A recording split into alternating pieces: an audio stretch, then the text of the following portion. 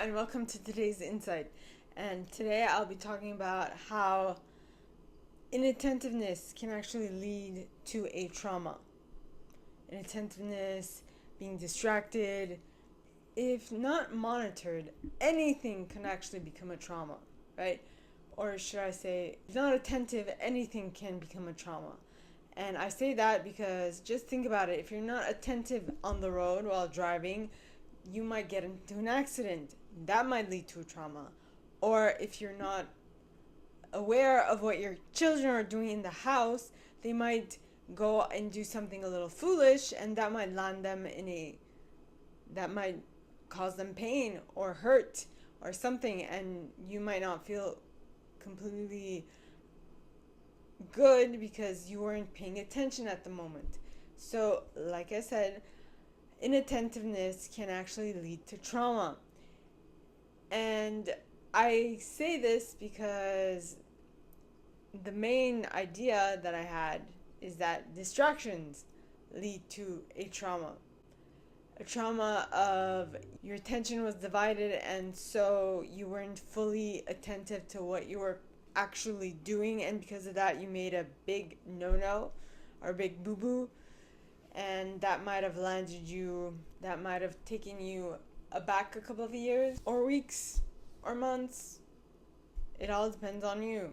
So because it all depends on you, that just brings me back to you are in complete control of your reality.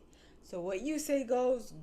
What you pay attention to is what is going to expand and take more space. And as much as that might not be what you're necessarily wanting and wishing and expecting, things in life that happen are mainly lessons. Well, the way I see it, whatever happens in life was meant for you to learn from. And a moment of inattention is going to be a lesson for anybody.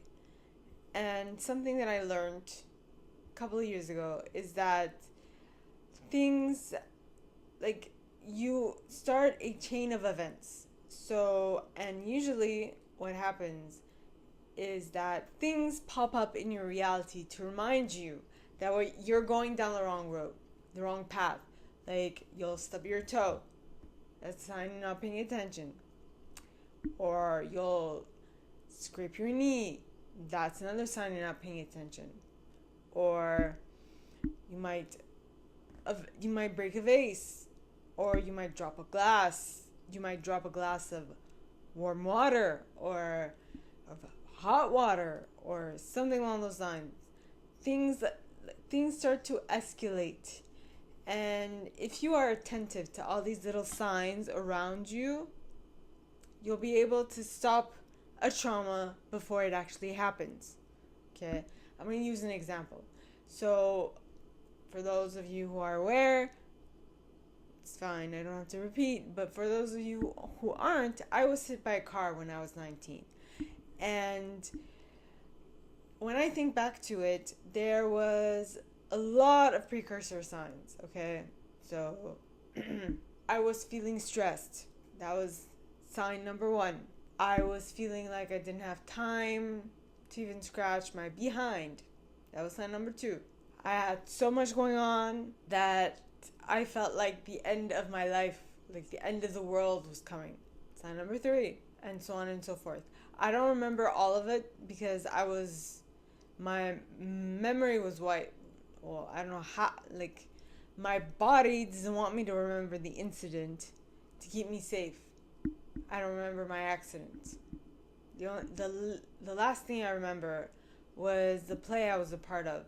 That happened on Saturday. My accident happened on a Monday, apparently. I forgot the entire weekend. Well, I forgot Sunday, so I forgot 2 days. So if I remembered those 2 days, I would be able to tell you what actually happened, but I don't remember those 2 days, so I can't tell you.